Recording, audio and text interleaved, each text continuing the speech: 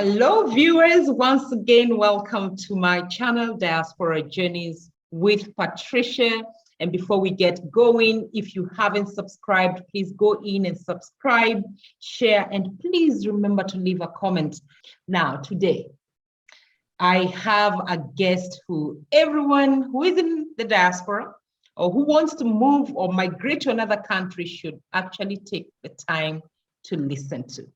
This lady has not only lived out there in Canada, but she has done something amazing that I don't know whether anybody out in the diaspora has ever done. She has written a book to guide those who want to migrate on what to do, what not to do, what to expect, and even talking about financial freedom. So this is the book, In Foreign Lands by Jane Wangari Odongo, and it's a book I will encourage everybody. Please get yourself a copy. As we have the conversation, she will give us information on how to get it. So without wasting much of your time, I will ask Jane, welcome to the show and introduce yourself, please. Thank you very much, Patricia. It's a pleasure being on your show today. My name is Jane Wangari Odongo, such long names, but I am originally from Kenya, of course, and I live in Canada. I have lived in Canada for 22 years. I have worked here. I have gone back to school, there's a lot that I can talk about my experience here in this foreign land in Canada. 22 years in Canada, and Jane, you've taken the time to write a book. For me, this is mind-blowing, and when I heard about you, I said, this is somebody that the world needs to hear about. Anybody from the diaspora, be it the African diaspora, be it Asia, I believe anyone wanting to migrate needs to listen or to read your book. So what is the inspiration behind this book, Jane? Why did you write it? The reason I wrote my book is, as an immigrant, I have my experiences, and I realized that the people, it's been 22 years now, and I have worked with newcomers. I have worked directly with immigrants and newcomers, and I have found that even 22 years after I came to Canada, the newcomers that are coming in now are still getting lost and are spending a lot of time trying to get settled. Mm-hmm. So I feel that the system that is in place is not, of course, it's not perfect, but it's not working for everyone. So because it's not working for everyone, I think, eventually it works, but people have to really find their way, and it takes much longer. You know, they used to say it takes 9 years to get settled. I think it should take 4 to 5 years to get, completely settled in a country. It should not take so long. Therefore, with my experience, I also have to mention that I went back to school and I have a master's degree in immigration and settlement studies. And I did that degree because I wanted to learn more and also be able to help people who are immigrating especially to Canada. Mm-hmm. And after learning all that, I felt that I needed to put it in writing and share it with people who have already immigrated, who are already here, some who have even been here longer than me. Those who are planning to immigrate, the ones that have come after me. We are still taking too long to get settled, or we are still doing some things that, we're not doing the right, maybe I would say, yes, we're not doing the right things. We're not planning properly. We're not realizing, there's so many things, and we'll talk about this as we go on in the interview, can benefit from it. And what I really loved about when I was reading your book, it's because it's not just your voice alone. You took the time to actually it was a thesis. You talk to people, they give their opinions, they give their input on their experiences, and it is very much equipped with other people's opinions. So it's not just your opinion that you put down. So this I really liked about the book. Now, Jane, there are so many people right now, especially after COVID. And one of the things when I was looking at what topics to write, I realized the search for how to migrate to Canada, that was one of the big topics. What is the source of information? Where do people get the information required if they want to migrate to Canada? And I'm talking from people now out of Canada or in Africa or Asia. Where do they find the information about Canadian immigration? Okay. The place to find information about Canadian immigration is to go to the Government of Canada website. There's no other place that you should go to. If you go to other places that are not the Government of Canada website, you're going to be misguided, and you may have to pay money. And that is good. It's good that people know, because right now in the social media, when you write Canada, you start getting adverts from, very many websites. Okay, go to Canada, work in Canada, but these are not legit. So you're saying only Canadian website that people should go to? Yes, the Canada website.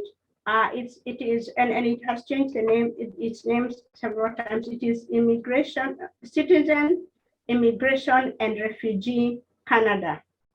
You will see the logo of the Canadian flag there. If you go to the Canadian website, you will be able to see different ways of migrating to Canada. Once you that, and I know that a lot of our people do not want to please take time and read, identify which way you want to use to come to Canada, and then from there you can talk to an agent, you can talk to anyone else that you think can help you, but first of all, go and understand the system through the website of the country.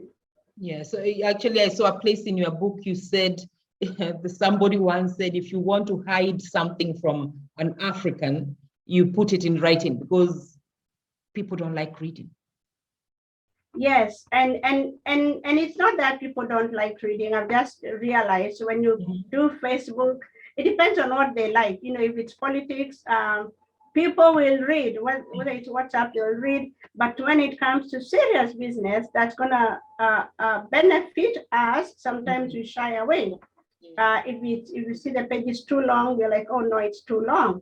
And yet we are people who have gone through a school system where we studied a lot. Maybe we studied too much and we're tired of reading so many books. But the best is to really go into that website, pick up a notebook, read the website, go through the website, look at the categories and write your own notes. Take it seriously, take it like you're studying, and study what they are telling you, understand what the website is telling you before you even now start contacting agents who will guide you, and then you will know whether an agent is telling you the truth from the reading that you have already studied it. And you say in the reading, you will save your time to settle. You will settle faster. You will get to know more about settling in that country than wasting time here and there. Yes, if you read, you will learn more, and you will be successful. You'll be successful, and you will succeed faster, quicker. Also, reading my book. If you read my book, you will see I'm talking from lived experience and my own life experience, but I've also interviewed 12 women who came to Canada as skilled immigrants. This means that they had more than 2 degrees, and they had worked in Kenya for more than 2 years in their field of expertise. So these are women who are, you can imagine a person with 2 degrees from Kenya is well educated, at good jobs. I think 3 of them are actually professors in the University of Nairobi, and they moved here. So these are people who are well educated, well versed, and they have talked about their experiences in this country, even with their degrees, even with PhDs. They have talked about their experiences and how things kind of didn't go well and how they started going well. So listen from people who have real experience, and this is the way we learn here. Anything that you quote, it has to be something quotable. So you're quoting from someone that you know. I know our people, whether it is the Middle East, in the developing world, whether it's the Middle East, Asia, or Africa, we want to hear a friend who told a friend of the friend. Yes. Do not say. We like that. We like to hear, but I, the who and the who of the who told me this. Do they have experience? Have they lived abroad? That is the most important thing. It has to be someone who has lived abroad. And like I said, the people that I interviewed were very well versed, were very well educated, and they have struggled to settle in this country, and most of them are now doing well. Therefore, these are the people that you should listen to. You can. Good now that you talk about education and reading your book. And please, viewers, I urge you, go and get a copy of In Foreign Lands, by Jane, because this book is so, and she's in Canada, I was in the Middle East, but the experiences and what she's talking about is the same. So please get yourself a copy and read. You'll be so enlightened. Yes, she points you to the direction that you need to go. You talked about education. And yes, you leave Kenya with your PhD and you go there. And I saw that you said it is declared null and void. Hata kama umesomaje, you have to go back to school. Tell us about why is it important to go back to school when you get to Canada or you get to the Western world? Okay. Most Western worlds will not recognize your education. But if you have a degree, a first degree, do not start with another first degree like I did. So they will not recognize your education. And we are working very hard and campaigning, trying to get the degrees to be recognized. But we are the same people who have proved that our degrees cannot be recognized, because when we say we have this degree and we go to the workplace, we don't fit in. When we go to the workplace, we are a bit awkward. Therefore, there is a bit of racism or whatever. There's something in Canada or in most of these countries, they say whether you're a good fit. A good fit is more than your PhD, it's more than the grades that you got. If you got A, you might be the worst fit. So that is why it is very, very important to go back to school. Even if you don't go back to school to do another PhD, go back to school. Sit in a class and understand the system. That is the only way you're going to be successful. You can say a nurse is a nurse is a nurse, a doctor is a doctor is a doctor. But you know what? When you go to a new place, you have to be shown around, and you have to be shown how things are done. I have moved from one job to the other. It's the same job, but whenever I go to the new place, I might take a month or two doing orientation. Yes. So when you say, oh, but I'm a doctor in Africa, no matter how big your hospital is, even if it's the Nairobi hospital or the Khan hospital, or any hospital in the developing world, when you come here, the system is different. So you have to understand that the system is different, So because the system is different, you have to go back to school. And also, I think to some extent, these countries also protect their integrity, and they protect their degrees and their education and their standards. That is why they want you to go. And the system, people will be sitting at the in the kitchen. People go to the kitchen, you'll find the manager washing their plate. They've had some food, they're cleaning their plate, they put it in the microwave, they eat, they clean their plate. You'll find them, or they're going to the place where they get water. He gets up, she gets up, they all go and get their drinking water from the little fountain. It is at that fountain that they'll be saying, did you see the new girl? Yeah. You know, she hasn't gotten back to me. I don't know what she's thinking. You know, they'll talk about you and they'll be seeing that you're not a good fit because you're not understanding the system. The system. So it is very important. Yeah. Now, it's interesting because now this is where we say the efficiency of the Western world. What here we duplicate roles. You know, you have somebody who will doing something else, yet you could have done it.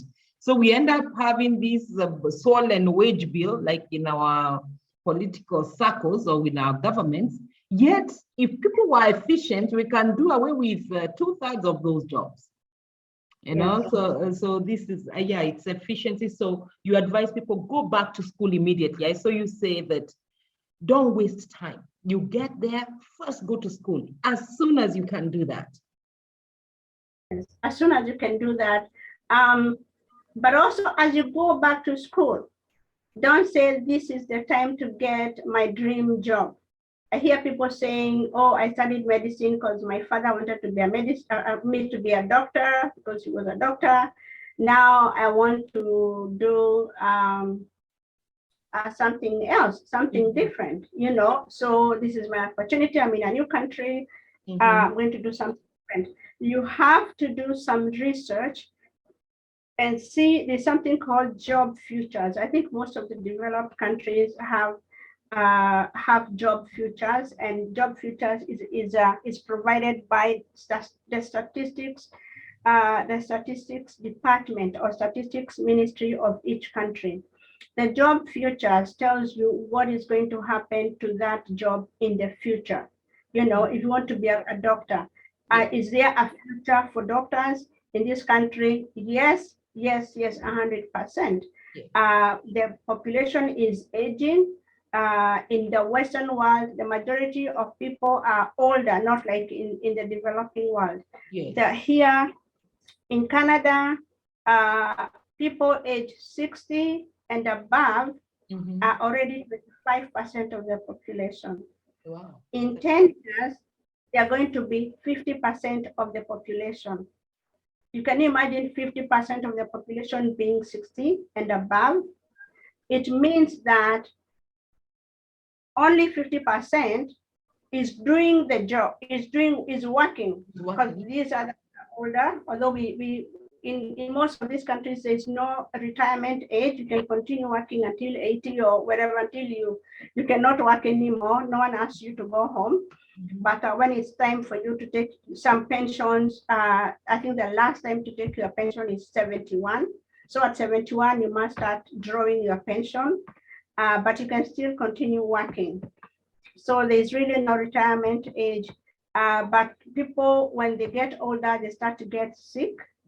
And that is why we need doctors, we will need nurses, we will need caregivers.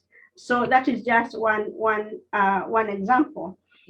But Canada and most of these countries are very picky with doctors, so they are not willing to grant license to people who have been trained outside the country to become doctors. So try something else.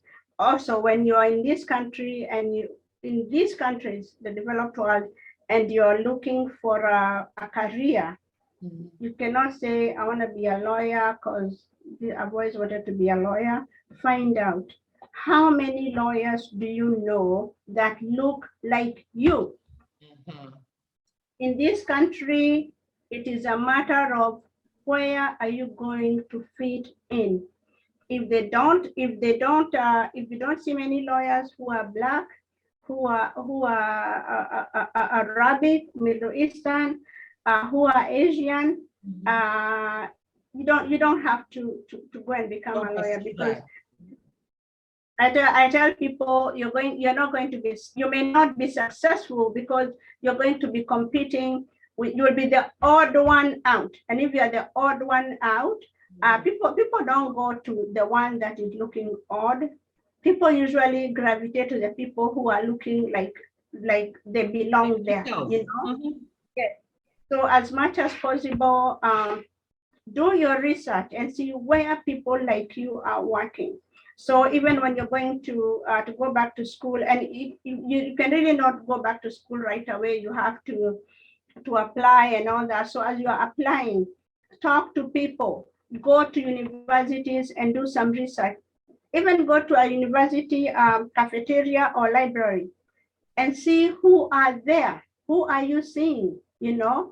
And I'll just cut you short. like the research that you do, just be, don't tell me, I don't know who told you, who, so and so's cousin told you what. Don't worry about that.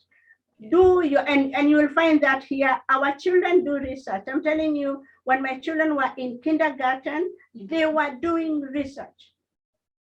They had a project. I was running up and down to go and pick up material for their project. Yes. Here, all we do is projects.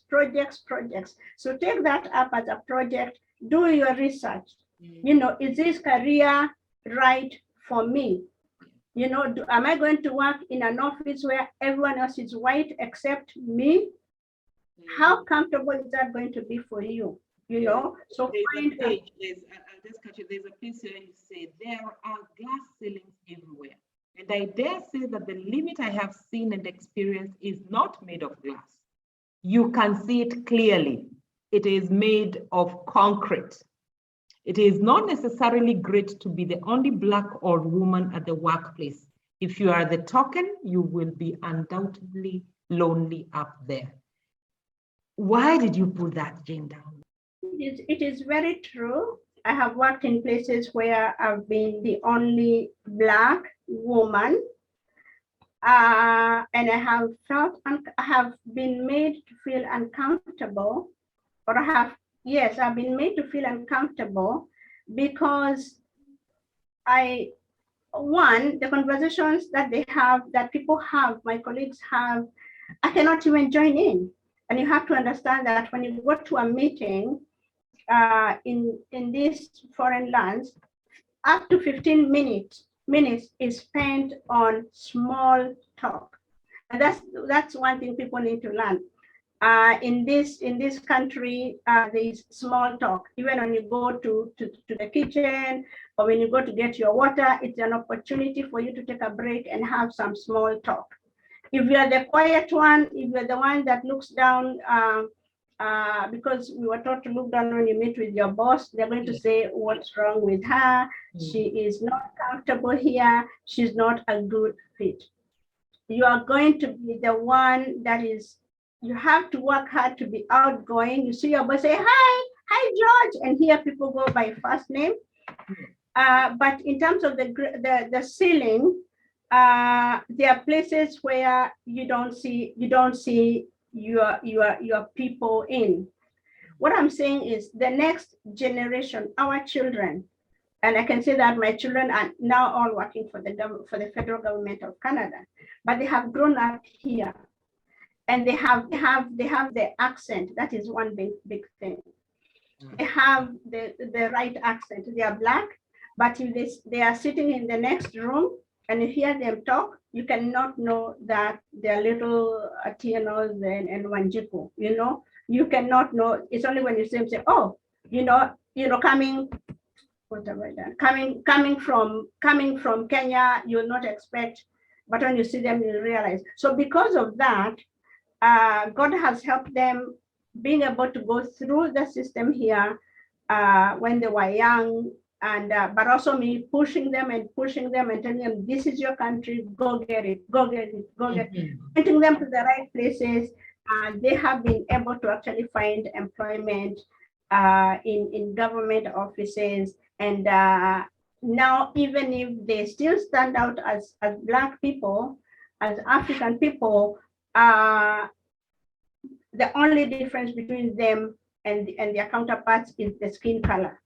So they are now assimilated. They are better assimilated than the generation before. Assimilated. because they are talking like them, they are chatting like them, their small talk is very similar, their jokes are similar, they have become one of them. But not, can you behave like an African? Actually, in your book, I saw you talk about parenting, and you said a lot of guidance is needed. If you're going to have children in Canada, you need really to guide your children so that they can, step away from what you've experienced. Just highlight about that. Why is it important to be there every step of the way? Yeah, as much as possible, parents of immigrants should be working with their children and making sure that they're successful. What we have done as newcomers here, we see the money and we want to make as much money as possible. And in most cases, not because we want to have money in our pockets or live in nice houses or anything like that. It's because sometimes there's a demand from back home. And we have not told people that life is tough here. We are giving people the impression like people back home are getting the impression anyway in the developing world. If you have someone in diaspora, you're imagining that they have a lot of money. So because you don't want to tell them that there's not that much money, you have to do another job and another job and another job. When you do 4 or 5 jobs, you have no time for your children. Open opportunities for this child. You can take them to learn how to swim. It's no longer for the rich. Swimming is not for the rich. A bicycle is not for the rich. Everyone here owns a bicycle, everyone rides.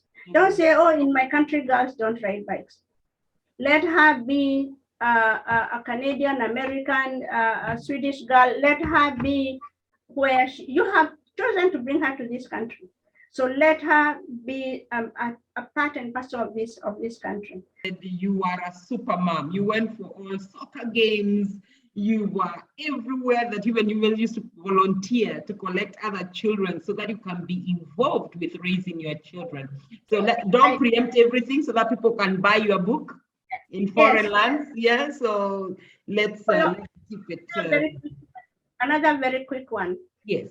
People have, the people that we find here in this country have an image of us, whether you are Muslim, African, Arab, Asian, they have a perceived or preconcept of who we are. So they will put you in that box and keep you there because that is what they have been told. That is who you are. It is up to you. So go to the school. I volunteered in my children's school all the time, and they saw me and they understood me, and they realized I'm just a person like everyone else, and then they treated my children accordingly. But if you don't do that, you will find them putting your children in a box and thinking your children don't speak English, even if they were born here. They'll just, I've seen children who are born here and they were told, oh, we are going to have a special exam for you because you don't speak English. And then they say, I was born here, what do you mean I don't speak English, So you have to go and let them understand who you are. And usually they are quite shocked when they realize we are not what they have always imagined we are. All of us, and this shock continues to happen even 22 years after coming to Canada. Financial freedom, Jane, you are one big one. You're big on financial freedom, and in the book you cover, the do's and don'ts and how not to get trapped in debt. Tell us about financial freedom. How can one who migrates there get out of being, dependent and being that they don't have money every time? How do you sort yourself financially when you get there? There are a few things. If you want to purchase anything in this country, you have to buy by credit. At home, I know you build a house, But here you purchase a house. Even if you build a house, you actually take a mortgage to have that done for you. And so you need credit to do that. So the bank will loan you money to pay for the people who are building and build a house for you. But mostly we buy ready-made houses. That's the way the system works here. So for you to get the mortgage, you have to have what they call credit rating. And credit rating means they give you a credit card, you use it, you pay it back. You use it, you pay it back every month. You pay something back even if you don't pay the whole amount. It's a minimum that you should pay. That is one thing that people should understand. And I know that there are all sorts of people in our back home do not have the culture of credit cards or credit. And therefore, when they come here, they are not very sure whether they want to get into credit, but there's no other way. You want to buy a car, a good car, you cannot afford to buy it cash, and I know at home you can buy it, you can still get a loan, but you have to pay that loan faster. But here you can get a car loan and pay it in 48 months, which is 4 years. You can buy a house, get a mortgage and pay it in 25 years, but you have to have, that is why you have to have, but you have to read the book and learn more. And you can also, once you get into this country or into any of these countries, make sure that you're working with a financial advisor who will tell you. Now, when the financial freedom comes when, as much as possible, save for your children's education. If your children are young, the whole of elementary school or primary school and secondary school is paid for by the government. And as long as your child is less than 18 and you're not earning a lot of money, you might get some little money from the government to buy them their shoes and their clothes a month. If you don't have a lot of income, if you have a lot of income, then you don't get that money. So for the first 18 years of their life, they're really catered for. During that time, what are you doing with your money? Take some of that money and save it. Put it if you're getting some little money, this money that the government gives you for the children, maybe save it for their school, for their post-secondary education. Instead of going to buy nice dresses and leather chairs and whatever, save it for your children so that when they go to university, they don't have a big debt, because they will have saved some money. I mean, that's what we do in Kenya. We pay for our children. We pay actually from elementary, from primary school to high school to college and university. So save that money for your children. If you're not saving for your children and you're finding that you have some extra money, save it for yourself for retirement. Anyone who comes to this country as an immigrant does at age 30. We don't have that advantage of having saved earlier. We are getting older, and then sometimes when we come here, we think we're in Kenya or we're in our old line. We are back in India, back in Pakistan, and we want to buy this big house so that everyone can see how big we are, and buy this big car so that people can say that is Jane. That was Jane that has just passed. I saw her car. No, here people don't care. Nobody cares what you're driving. Nobody cares what your house looks like. Nobody cares what you're wearing. People wear jeans and t-shirt and go to work. Your managing director will wear jeans and t-shirt and come to work. So investing in expensive stuff is not important here. Even makeup, we don't even remember to put on makeup. So find that. So what are they doing? What are even the people that you find here? What are they doing with their money? They are saving their money. They save their money and they go on vacation once or twice every year. And they're also saving for retirement. Because here, unlike home, we don't have the village to go back to. We don't have our ancestral place to go back to. So if you're planning here, you have to be ready that you will have some money that will be able to take care of you when you retire. And I have talked about retirement in the book here. A lot of people have tried to go back home and it hasn't worked for them, and they have returned here. They have returned to their countries where they had settled. And so they find that here we still have free healthcare. There are a lot of services that you can get that you don't get back home. The ambulance will pick you up in 3 minutes. Anywhere you are, an ambulance will come and help you. And you retire when you're older, so you need to be in a place where your healthcare will be taken care of. So people have to really plan. To plan, yeah. So yeah, and the big one, that financial planning, just to say, it also comes with remittances. Whenever we get here, people back home think now a tap is going to be opened for money. You know, oh, the women's guild are having, the mothers are having this. Your uncle is getting married. Your uncle is retiring. He needs a suit. Your cousin, the one you don't remember, is getting married. You know, there has been death. You know, the neighbor, the one who used to have a red pickup, has died. You know, and you have to send money all the time. People don't have to send their money back home all the time. You have to pick what are you going to be sending, and what are the cases that you're going to be supporting, and which ones will you not support. They are living better than me. Believe you not. Believe me, they are living better than me. What I have is here is a system that works. You know, so I if I get sick, I know I'll be able to see a doctor and all that. I'll be able to go for physio, but also my job allows me, because I have coverage for physiotherapy and all that. But if I did not have that, I have nothing. When I come to my back home, my relatives are living well. They have 2 cars, they have 3 cars. If I settle there and people planning to go abroad and people living abroad, when you go back home, they'll be like, look at her. Yeah. She has been living abroad and she has nothing to show for it.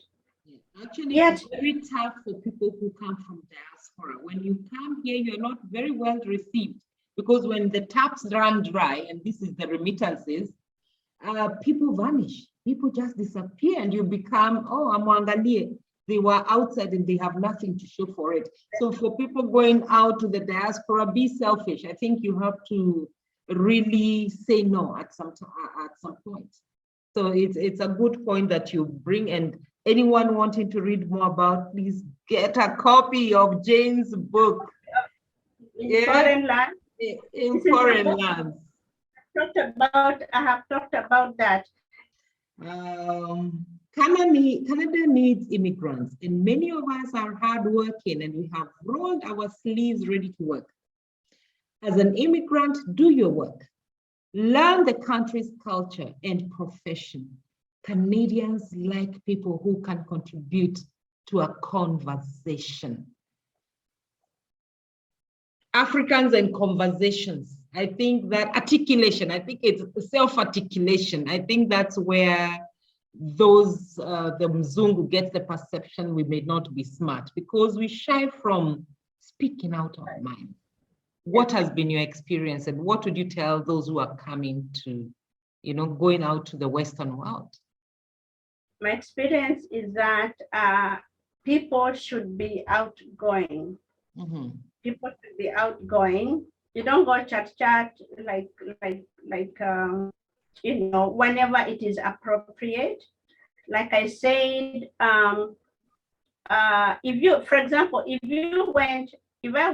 if someone goes for an interview, and I have sat at panels where we're interviewing people, you find that a nice, well-groomed African or even Asian or Arab will show up at an interview with a briefcase, with all the things, all the material there, but the people asking you the questions during the interview also have your resume there, and they're actually taking notes. Yeah.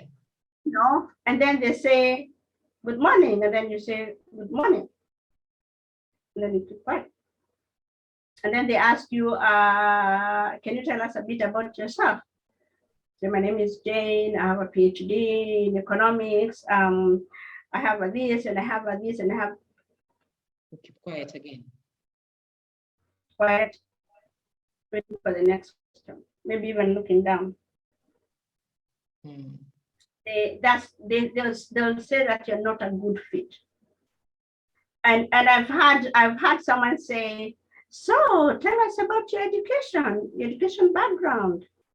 You know, and someone can say, I see here in your resume that you have quite a number of degrees. Tell us more about this. A Kenyan guy told me, oh, they asked me that and I told them, but you can see it there. Oh my goodness. It's right there. Yes, I'm very well educated. You can read there. No, you are going to say, I went to a very good, I studied, for my high school, I was actually very much interested in drama and I used to act a lot. And they'll say, oh, what kind of acting? Oh, they were mostly set books. The books, you now you have to explain that. Mm-hmm. And then they'll be like, that is something that they have noted. And it is a quality, it is a skill that they might be interested in. Mm-hmm. Or I used to sing and I did radio theater.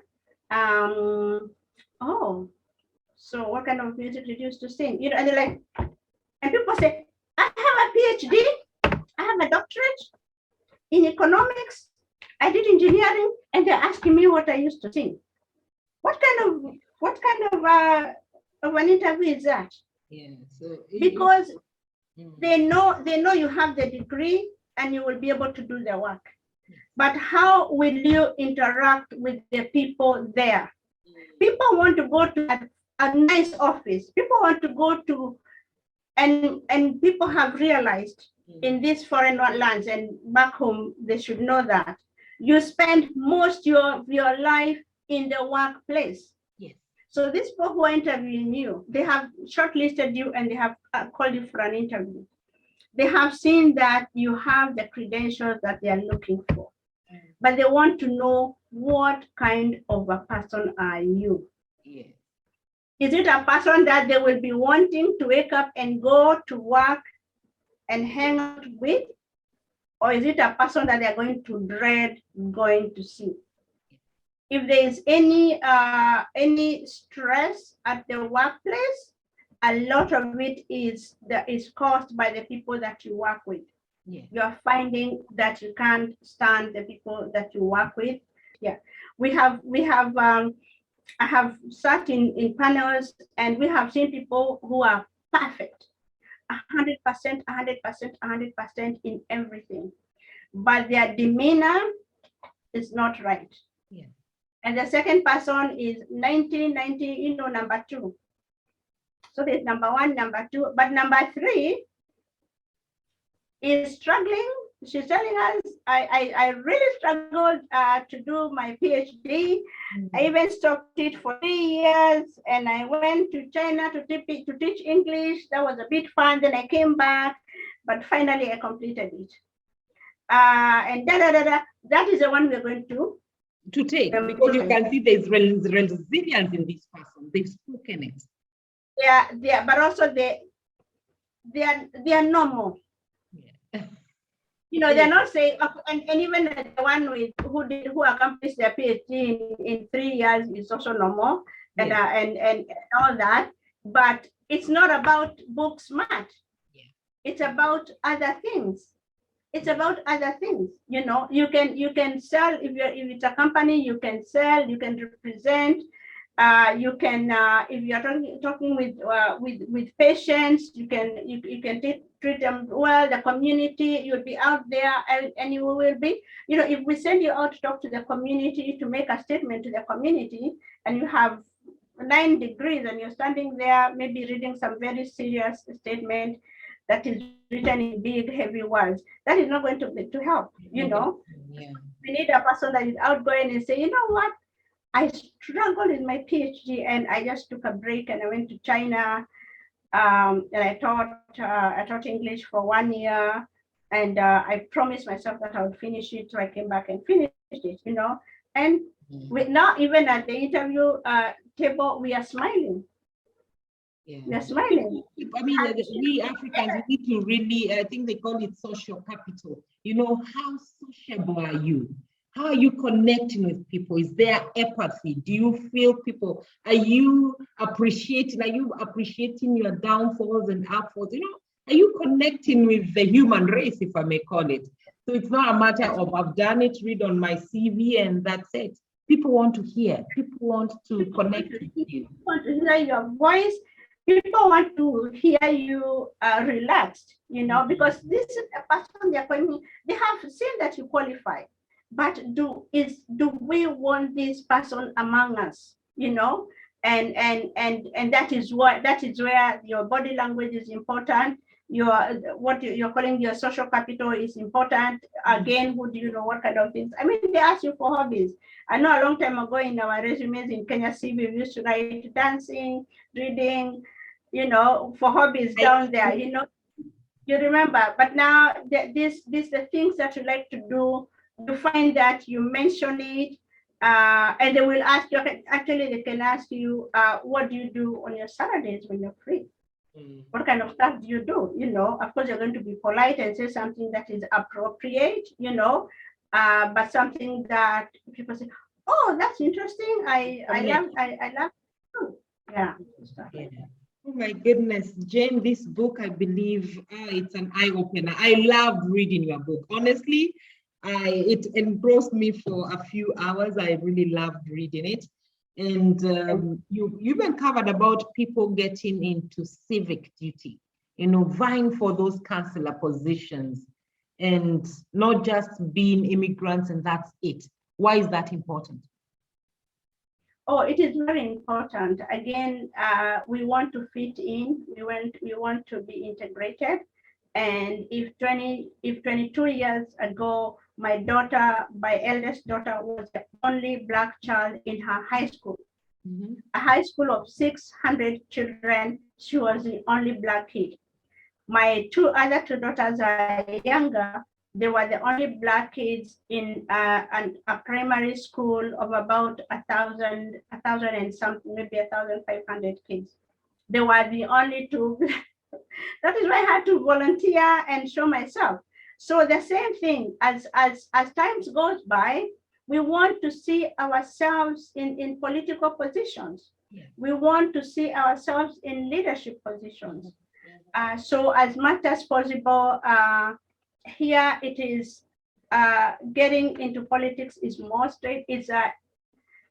straightforward than it is back home. You don't need money, you don't need to have a lot of money, but you need to raise money from people. So you actually need to raise money here. You don't need to have your own money. But if we are coming to this country, if you have chosen to settle in a country, and this is where you're raising your children, and in most cases, these children will remain here. You have moved them. This is where it's going to be their home. How can you make that place good for them? For me, I tried that. Although when I came, we were very few Black people in the city that I landed in. I embraced the people that I found, but every Black person that came in, I met them, I talked to them, I welcomed them, and then I encouraged them to go back to school. And then now we are talking about politics. You know, it is important. Be seen. Go there and let people see that you are also trying to represent them. Again, like being what I call normal, and normal is in quotes. Normal means what everyone else is doing. Yeah. For the people who have lived here longer, even them they were immigrants, but they have lived here longer. For them, having one of them vying for a parliamentary seat is normal. Having them becoming the CEO is normal. Having them owning a shop or a franchise is normal. So why is it not normal for us?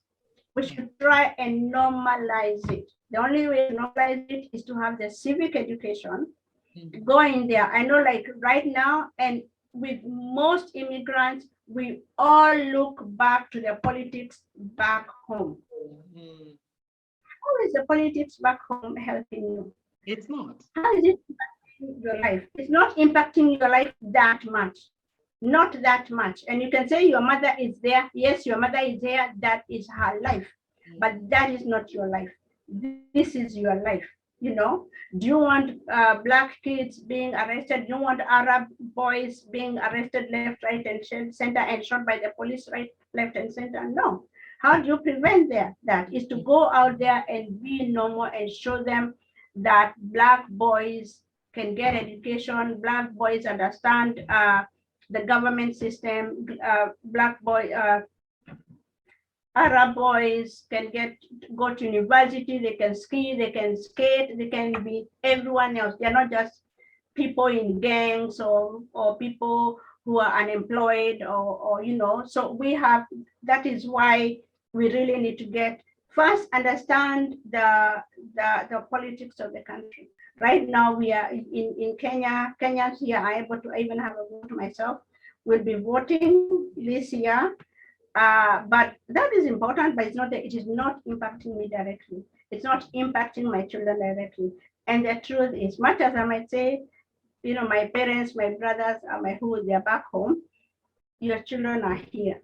Yeah.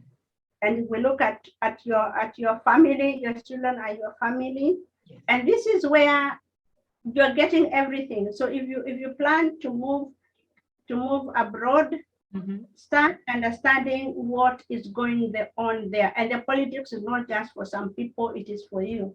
Right now we have quite a bit of people that are in the system. I saw that in Britain they have about 100 Somali councillors. Actually, Somalis, they are doing very well. I've seen a few in Canada, I've seen in the UK. No, they are really getting involved. And I think it's because of the refugee factor, because most of them left as refugees. They've really done a fantastic job. And we also need to get involved. As you're saying, you cannot change when you are outside. You need to get into to impact change.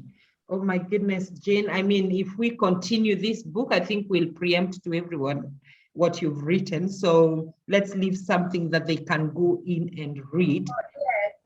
People go and read this book. Yeah. In Foreign Lands by Jane Wangari Odongo. Jane, where can we get this book now before we wind up?